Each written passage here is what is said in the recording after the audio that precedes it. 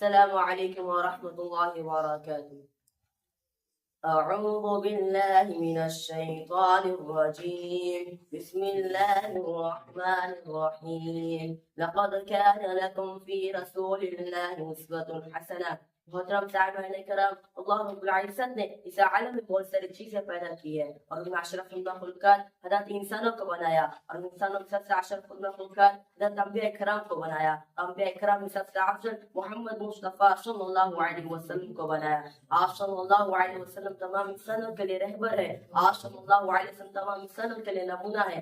آپ صلی اللہ علیہ وسلم کا اخلاق و کردار ایسے ہے کہ ہر کوئی آپ صلی اللہ علیہ وسلم پر فریفتہ ہو جاتا ہے، حتیٰ کہ انگریز کہتا ہے کہ محمد صلی اللہ علیہ وسلم جیسا اس دنیا میں کوئی نہیں۔ محمد صلی اللہ علیہ وسلم کے پاس جو چیز ہے وہ کسی کے پاس نہیں۔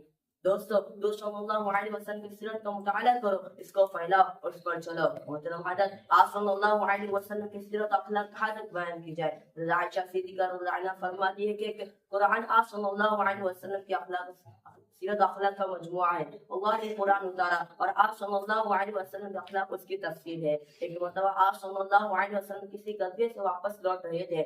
آپ صلی اللہ علیہ وسلم آپ کے ساتھ آرام کے لیے کسی جگہ پر اترے، کپڑے دھو کر سکھایا اور سب لوگ آرام کرنے لگے۔ اتنے میں ایک دشمن آیا جو آپ صلی اللہ علیہ وسلم کی تلوار درخت پر لٹکی ہوئی تھی، وہ لے کر کھڑا ہوا کہ آج محمد صلی اللہ علیہ وسلم کو قتل کرنے کا اچھا موقع ہے۔ آپ صلی اللہ علیہ وسلم بیدار ہوئے اور کھڑے ہو گئے۔ اس دشمن نے کہا، بتا محمد صلی اللہ علیہ وسلم، تجھ کو مجھ سے کون بچائے گا؟ آپ صلی اللہ علیہ وسلم نے اطمینان کے ساتھ جواب دیا، اللہ۔ آپ صلی اللہ علیہ وسلم کا جواب سن کر تھر تھر کانپنے لگا۔ آپ صلی اللہ علیہ وسلم نے تلوار لی اور کہا کہ تجھے کون بچائے گا؟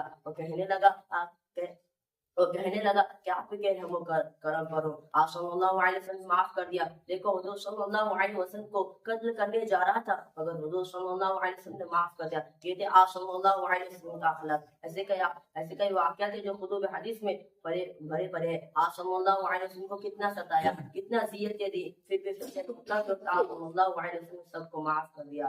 محترم دوستو، حضور صلی اللہ علیہ وسلم کے سنت اور اخلاق کا مطالعہ کرو گے تو آپ کو اندازہ لگے گا کہ حضور صلی اللہ علیہ وسلم نے کیسے اخلاق پیش کیے ہیں۔ چنانچہ مؤرخین کی سیرت کی کتابوں میں واقعہ درج ہے۔ حضور پاک صلی اللہ علیہ وسلم کی عمر 35 سال تھی۔ قریش مکہ نے خانہ کعبہ کو اثر کی تعمیر کی کیونکہ عمارت سیلاب سے پھٹ گئی تھی۔ عمارت کے تعمیر میں سب لوگ شریک تھے۔ جب حضرت اسود کو نصب کرنے کے باری آئی تو آپس میں اختلاف پیدا ہو گیا، سخت ہوتا گیا۔ 4 دن اسی کشمکش میں گزر گئے۔ ہر شخص یہ خواہش تھی کہ یہ کام میرے ہاتھ سے انجام پائے۔ بالآخر عمار بن جعفر رضی اللہ عنہ سب عمر جہلندہ تھا، اسے مشورہ دیا کہ کسی کو حکم بنا کر کام پائے تکمیل تک پہنچائی جائے۔ اس کی رائے پر سب اتفاق کیا اور یہ بات قرار پذیر ہو، جو سب سے پہلے حرم میں داخل ہوئے گا وہی اس کا حکم ہوگا۔ اگلے روز سب سے پہلے عالم شخص نبی کریم صلی اللہ علیہ وسلم تھے۔